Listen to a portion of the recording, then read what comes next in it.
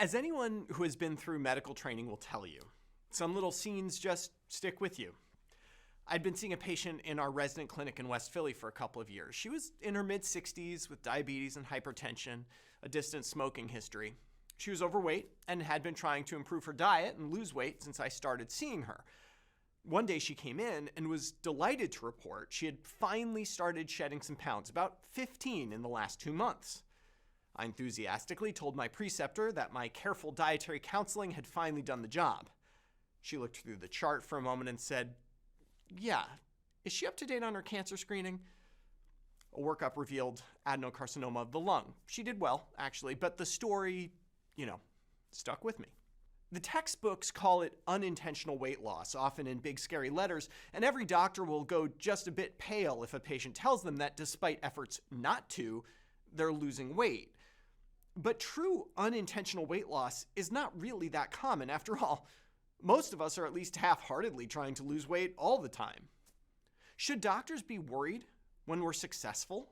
A new study suggests that perhaps they should.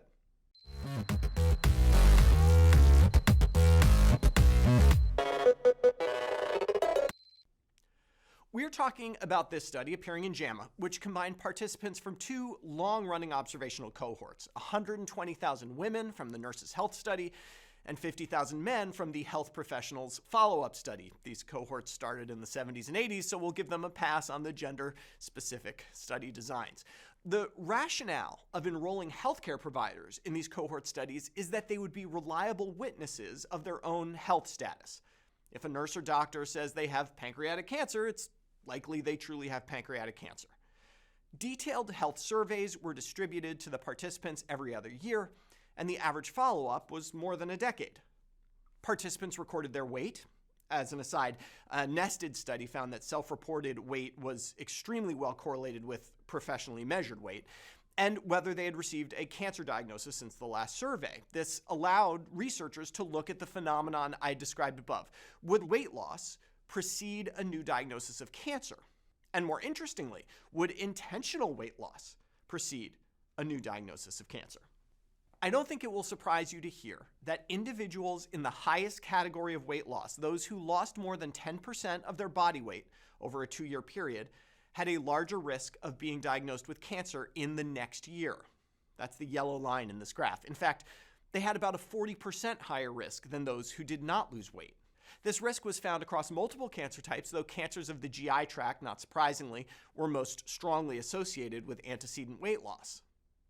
Okay, what about intentionality of weight loss? Now, unfortunately, the surveys did not ask, are you trying to lose weight? Rather, the surveys asked about exercise and dietary habits. The research leveraged these answers to create 3 categories of individuals: those who seemed to be trying to lose weight, defined as people who had increased their exercise and dietary quality; those who didn't seem to be trying to lose weight, they changed neither exercise nor dietary behaviors; and a middle group that changed one of the behaviors but not both. So let's look then at those people who really seemed to be trying to lose weight. Over 2 years, they got more exercise and improved their diet. If they succeeded, losing 10% or more of their body weight, they still had a higher risk of cancer than those who had not lost weight, about 30% higher.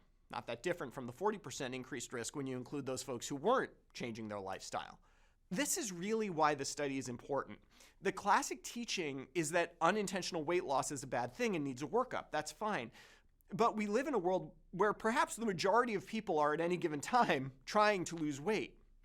The truth is that losing weight with only lifestyle modifications, exercise and diet, is actually really hard. So success there might be a sign that something else is going on. Now, we need to be careful here. I'm not by any means trying to say that people who have successfully lost weight have cancer. Both of the following statements can be true. Significant weight loss, whether intentional or not, is associated with a higher risk of cancer, and most people with significant weight loss will not have cancer. Both of these can be true because cancer is, fortunately, rare. Of people who lose weight, the vast majority will lose weight because they're engaging in healthier behaviors. That's great. Some small number may lose weight because something else is wrong. It's just hard to tell the two apart. Out of the nearly 200,000 people in the study, only around 16,000 developed cancer during follow-up. Again, while your chance of having cancer is slightly higher if you've experienced weight loss, the chance is still very low. The other thing we need to be careful about is to say that weight loss does not cause cancer. The idea here is that some people are losing weight because of an existing cancer and its various metabolic effects that has not yet been diagnosed.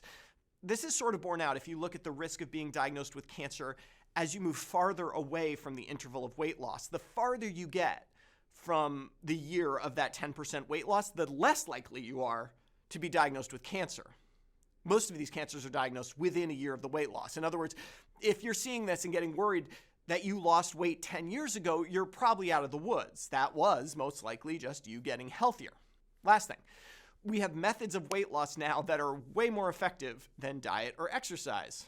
Looking at you, Ozempic. But even aside from the weight loss wonder drugs, there are surgery and other interventions.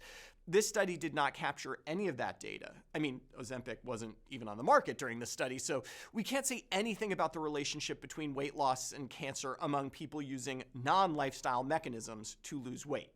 It's a complicated system. But the clinically actionable thing here is to notice if patients have lost weight. If they've lost it without trying, further workup is reasonable. If they lost it but were trying to lose it, tell them, good job. And consider a workup anyway. For Medscape, I'm Perry Wilson.